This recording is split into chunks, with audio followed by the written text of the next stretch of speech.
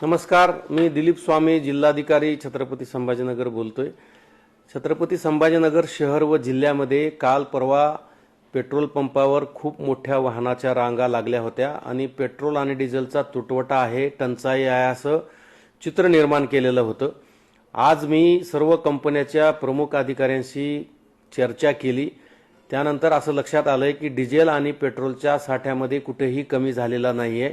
येणारा फ्लो हा कंटिन्यू चालू आहे, कुठेही टंचाई नाही आहे।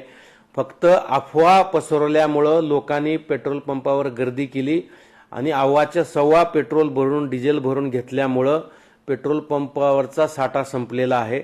माझी समस्त नागरिकांना नम्र विनंती आहे की आपण पॅनिक होऊ नका, अफवावर विश्वास ठेवू नका। डिझेल आणि पेट्रोलचा साठा मुबलक आहे, सातत्याने तो येतो आहे। येणाऱ्या गाड्या या नियमितप्रमाणे येत आहेत। जसं जसं नेहमीप्रमाणे गाड्याची आवक होती त्याचप्रमाणे गाड्याची आवक चालू आहे। परंतु मोठ्या प्रमाणामध्ये लोकांनी गर्दी करून जास्तीचं पेट्रोल आणि डिझेल घेतल्यामुळे टंचाई सदृश्य परिस्थिती निर्माण होती आहे। तरी माझी नागरिकांना विनंती आहे, अफवावर विश्वास ठेवू नका। डिझेल आणि पेट्रोलची कुठलीही टंचाई नाही आहे, टंचाई होणार सुद्धा नाही आहे। कुठलेही भाव वाढण्याचे चिन्ह नाही आहेत, लक्षणं नाही आहेत। परंतु काही लोकांनी जाणीवपूर्वक अफवा पसरवून लोकांना पॅनिक केलेला आहे। अशा लोकांचा आम्ही शोध घेतो आहोत ज्याने अफवा पसरवलेला आहे ते, आणि जे कोणी अफवा पसरवतील आणि लोकांना पॅनिक करतील त्यांच्यावर कायदेशीर कडक कारवाई केली जाणार आहे।